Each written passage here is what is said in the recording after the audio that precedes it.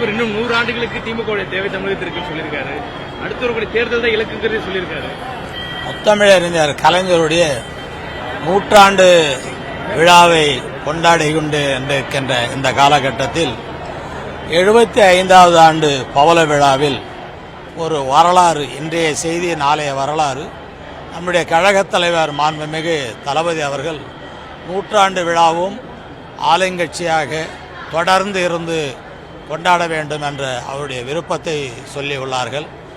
கழகத்தினுடைய கொள்கைகள், லட்சியங்கள் அடித்தட்டு மக்களுடைய உயர்வை கொண்டு சென்று இருப்பதை பார்க்கின்ற நேரத்தில் இன்னும் 1000 ஆண்டு காலம் திராவிட முன்னேற்ற கழகத்தினுடைய கொள்கைகள் இந்த மண்ணில் மிக உறுதியாக இருக்கும். அதற்கேற்றாற்போல் ஒட்டுமொத்த தமிழ் சமுதாயத்தினுடைய செல்லப்பிள்ளையாகும், கலைஞரின் பேரப்பிள்ளையாகும் மாமன்னன் உதயநிதி ஸ்டாலின் வந்திருக்கிறார். பெரியார், அண்ணா, கலைஞர், தளபதி மு.க. ஸ்டாலின், இன்றைக்கு உதயநிதி ஸ்டாலின். எனவேதான் இந்த இயக்கம் 100 ஆண்டு காலம் இல்லை, 1000 ஆண்டு காலம் அது புகழோடு இருக்கும் என்பது உறுதி. உதயநிதி ஸ்டாலின் அவர்களை துணை முதல்வராக அறிவிக்கிறது ஏன் தாமதம், தயக்கம் அப்படிங்கிற ஒரு கேள்வியை முன்னாள் எம்பி எஸ்.எஸ். பள்ளிமணிக்கு கேட்டிருந்தார். முத்தமிழறிஞர் கலைஞர் அவர்கள் எப்படி குறிப்பறிந்து நம்முடைய தளபதியை அதை உரிய நேரத்தில் கொண்டு வந்தார்களோ, அதே போல கலைஞருடைய மகன் நம்முடைய தளபதி குறிப்பறிந்து உரிய நேரத்தில் அதை கொண்டு வருவார் என்பது அனைவருடைய உறுதியோடு இருக்கிறோம், நம்பிக்கையோடு இருக்கிறோம்.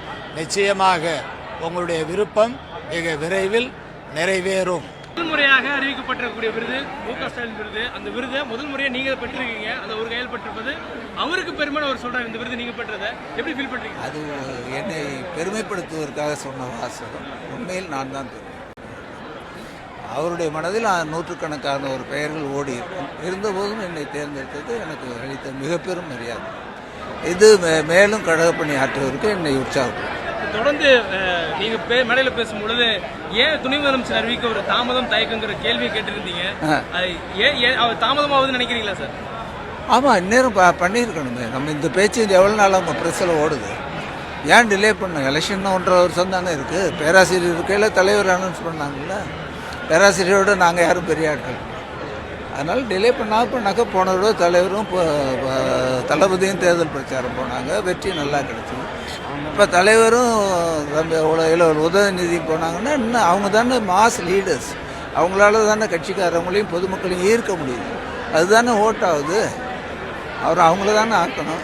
உங்களோட உழைக்கக்கூடியவரையோ அதே மாதிரி மக்கள் நல்ல பரிச்சயமானோ நீங்கள் அறிவிக்கணுங்கிற ஒரு கேள்வி கேட்டிருந்தீங்க முதல்வர்.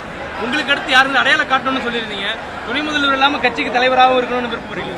ஆமாம், அவருக்கு முன்னாடி வருவார். துணை முதல்வர் ஆனார், அடுத்தது செயல் தலைவர் ஆவார், அடுத்தது தலைவருக்கு திருப்பி அவர் பொன்விழா ஆண்டு நடத்தணும்னு சொன்னார்ல, அப்போ அவர் தான் இருந்து நடத்தணும்.